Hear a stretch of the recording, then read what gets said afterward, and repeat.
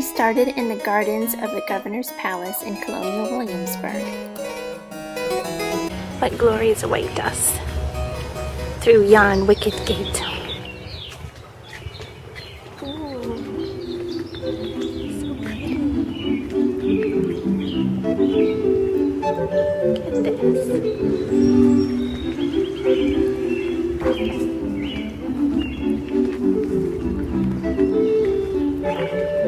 Oh, so pretty.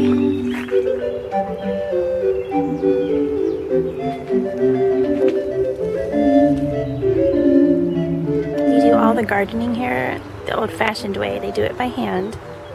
It's not going to be any electric hedge trimmers. Everything has to be done the way it was. This would be a vegetable garden, and I'm going to guess that these are pumpkins growing here. So in the fall, it's really going to be pretty. I love this vegetable garden. This might be apples. We call them the delights of the garden.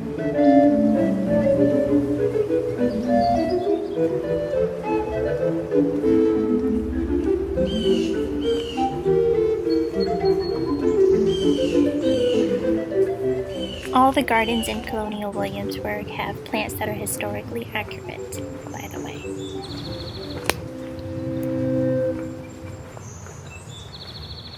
So everything is done authentically. So here is the pile of wood for the kitchen, the ovens. Keep them going. And you can tour that.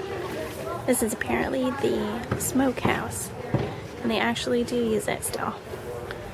And up here you find the smoked meat. I'm guessing ham.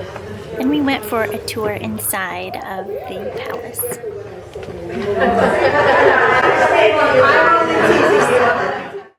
This welcoming foyer is filled with weapons and muskets and swords, which were said to be used by the last governor under King George, and he said he took them and killed all the Indians west of the mountains, which of course wasn't true.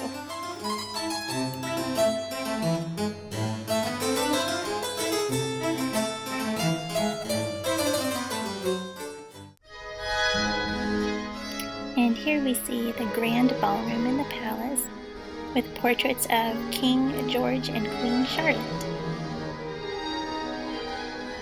This carpet was designed with the popular colors of the 1770s.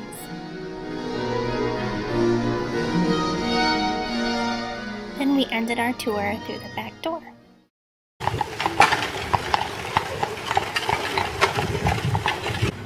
These carriages are actually really high. I didn't realize how high up they were. Crazy.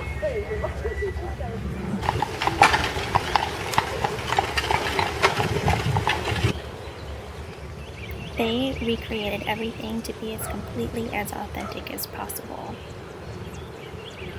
The people that actually take care of the park do actually live in these houses. That would be so fun.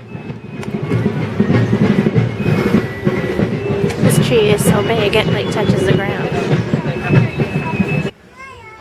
When we were visiting, it was Fife and Drum Corps Week.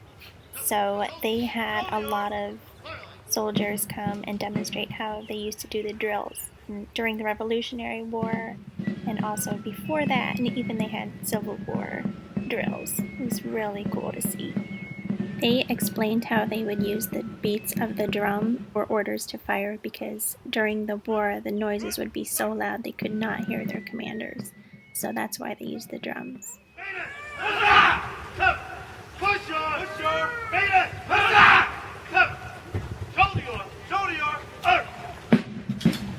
The people trained to arms is the proper, natural, and safe defense of a free state. That standing armies in times of peace should be avoided as dangerous to liberty. Watch this cute little girl on the left.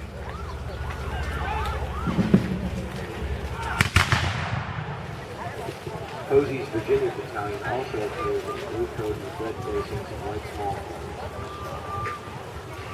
The fifers and drummers are wearing opposite paint. Those are 16th century which recall the bayonet belts of the armor ordered the men to keep their bayonets fixed on their muskets at all times.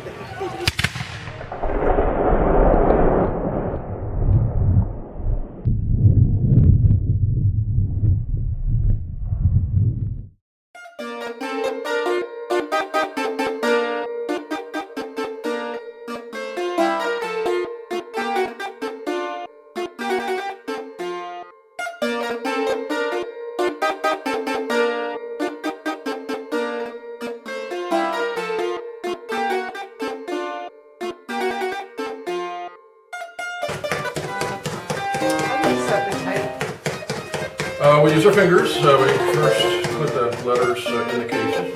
Compare the corner. In fact, let's finish this half sheet, and then we'll meet over at this type case. And this is how they use the printing press. I found when I put enough type in the lowercase there for people to set a couple lines, but it quickly became a problem. It was the children actually taking the type for the type. Apprentice. Leather mugs. These are leather, and they really smell. They had these beautiful mugs made out of leather, but the smell was so strong that I was worried about how they could stand to drink out of them. Although I love the smell of leather.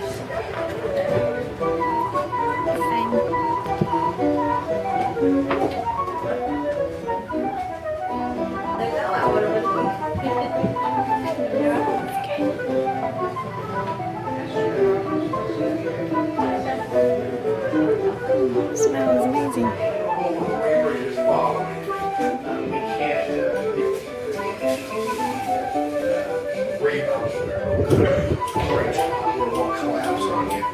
Once we finish making that iron too, we can't put the rod all the way through it, so we need to hammer it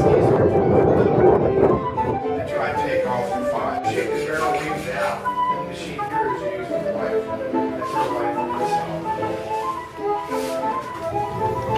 I think this is appropriate for a teapot.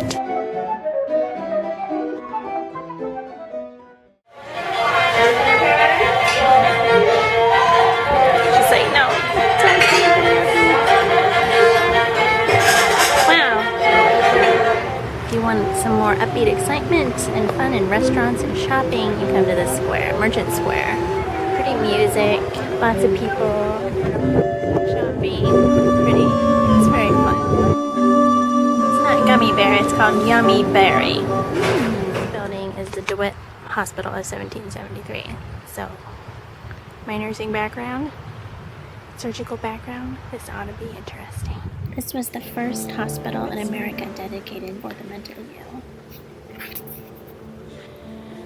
Okay, let's go.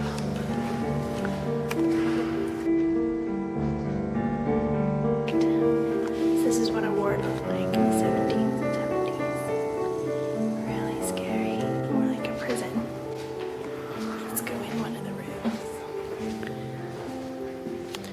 Hello, it's time for your medicine.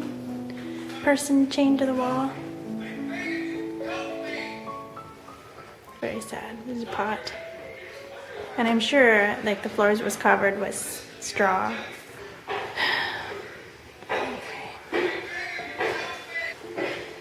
One per room. Overcrowding was not a problem. Hospital residents, often referred to as inmates, spent most of the days in their rooms. And meals were eaten in here too. Asylum for the insane, feelings of sadness are likely to arise.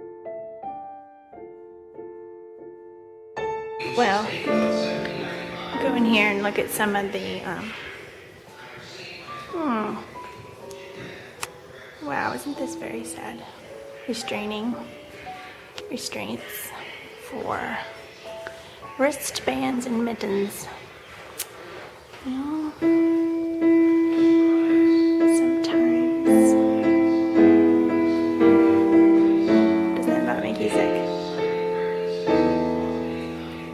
They would also lock people in this chamber.